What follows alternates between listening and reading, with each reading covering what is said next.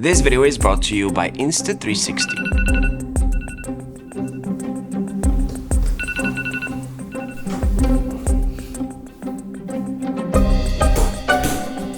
Hey, what up, boy? Good morning.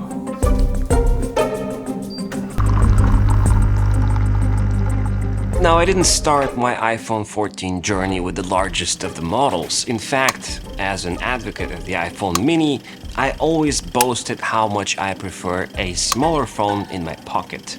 Halfway through the release cycle of the 14, however, I decided to upgrade to the 14 Pro Max, and in this day in the life video, I will tell you why I did that and why I plan to stick with the largest form factor once the 15 lineup comes out. I think the current state of iOS 17 beta should be good enough given the fact that the new iPhone will be released in about a month, maybe even less. So I think it's time we should upgrade, and by we I mean we. And you can witness all the bugs that I might potentially encounter. It will be a very interesting day because usually the 14 Pro Max is a battery king, but with iOS 17 in beta, I might witness some abnormalities. But we'll see how it goes. Right now, I'm at 92%.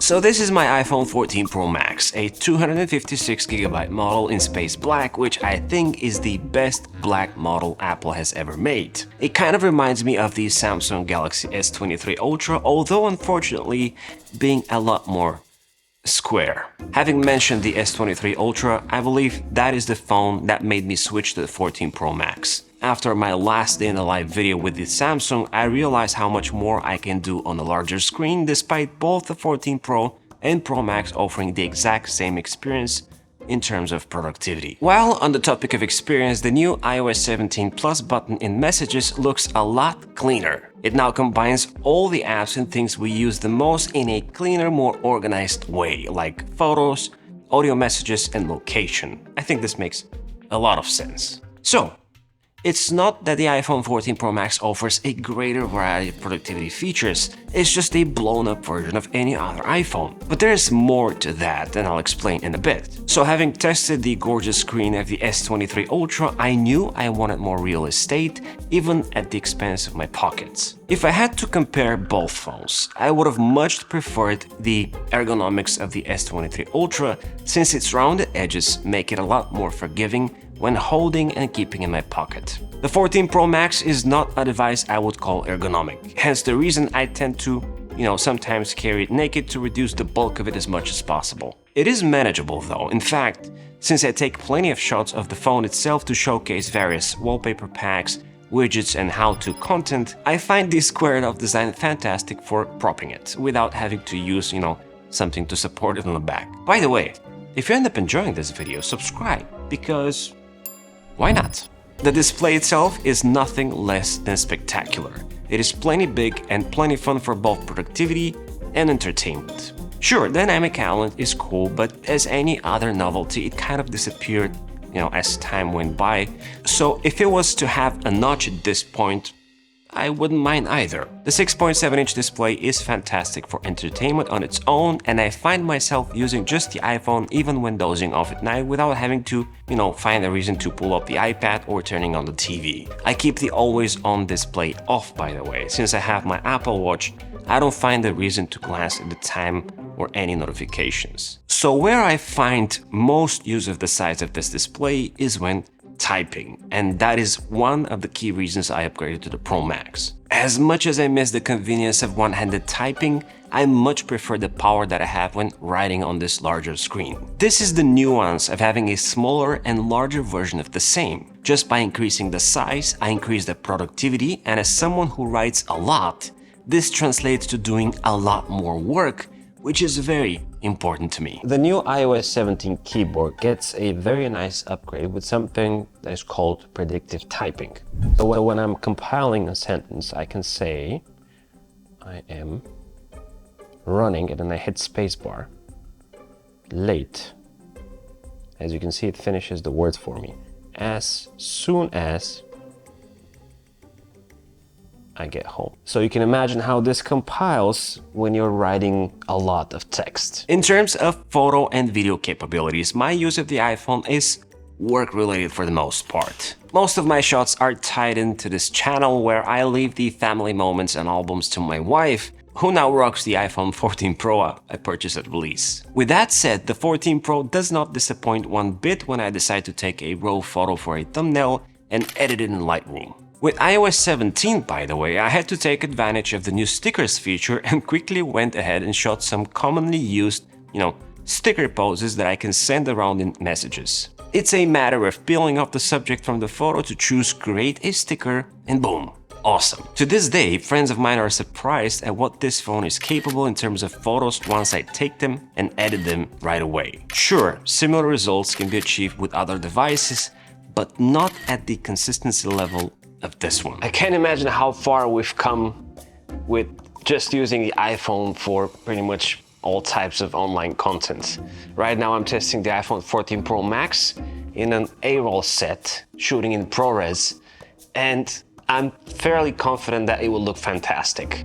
And after, a bit of trickery and maybe some editing and color grading, people might not even realize that I'm using an iPhone for just this.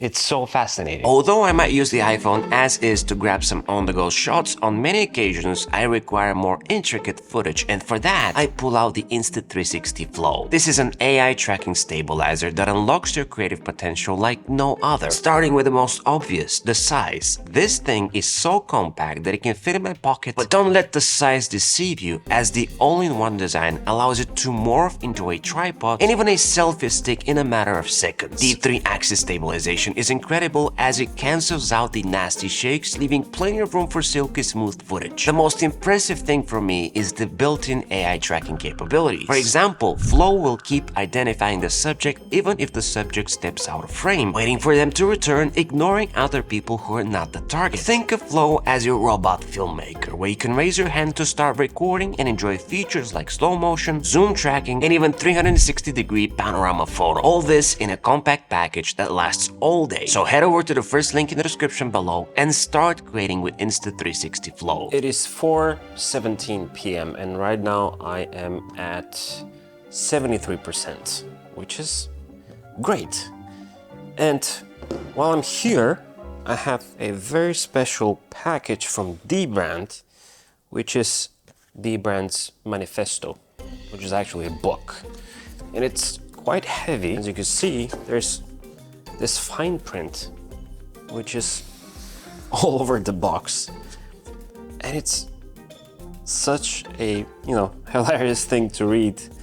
Maybe I'll spend some more time on it in a separate video, we'll see. But I'm very eager to open this book and see what's inside. Ugh. Whoa, whoa. Look how thick the pages are, this is awesome. Dead humans. Beautiful. Love it. But I think it's time to apply some dbrand skins on some of the devices, starting with the iPhone, which is something.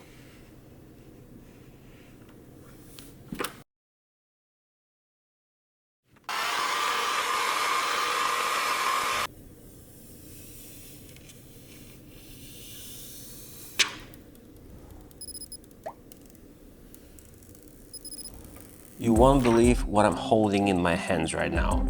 I have dbrand's manifesto book. Dictating on iOS 17 is crazy fast and for the most part very accurate. There are some misses every once in a while, but for the most part I'm very impressed. Not as impressed as I am with the battery of this phone, however. No matter what I did with the iPhone 14 Pro, I could almost never end the day without needing to top it up at some point. Sure, if push comes to shove, I could always rely on one of the external batteries that I have, but now having the Pro Max, I feel like I have purchased a long-range Tesla. This translates to just forgetting to glance at the top right corner of the phone and doing, subliminal calculations as to when it is just the right time to place it on the charger. Since the iPhone mini and the regular Pro model, I have surrounded myself with MagSafe solutions, yet in most cases, I just rest the phone on the desk, not having to worry about it. Same goes when going to bed, where before I had to sometimes place it on the charger half an hour before going to bed because it's almost dead.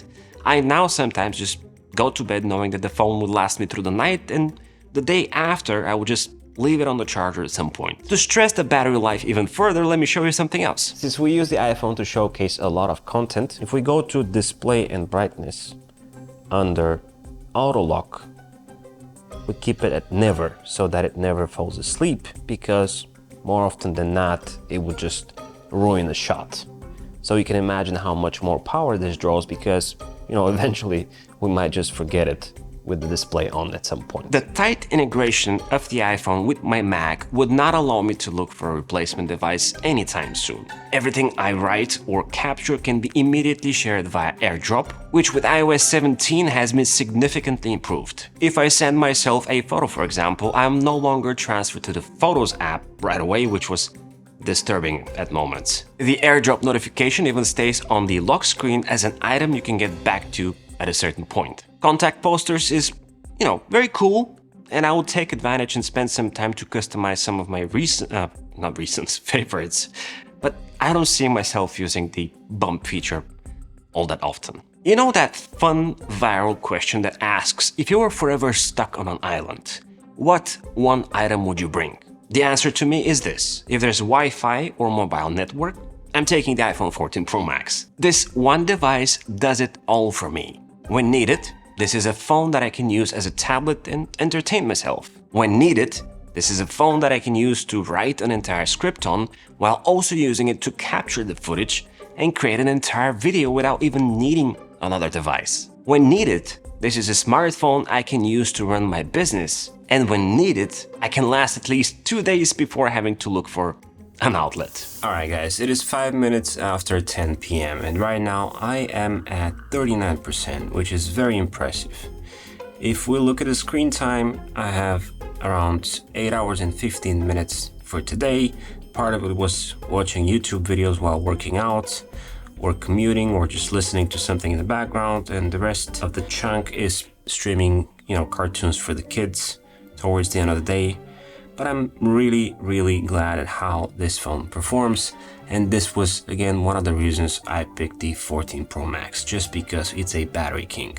And keep in mind, this is the iOS 17 beta, so there are some discrepancies and some hiccups every now and then. A while back I tweeted or X'd that the new standby mode in iOS 17 is one of my favorite features, and actually it is. I probably wouldn't use it to track, life activities, but it does look so good in both of my, desk situations and going to bed moments. By now you might have noticed that I carry my iPhone with various cases and now a skin. If you want to check out my favorites as well as some other cool iPhone accessories, check out my latest iPhone accessories video here. Like and subscribe to the channel as well as my newsletter, and as always, it's been an absolute pleasure. This is E, over and out.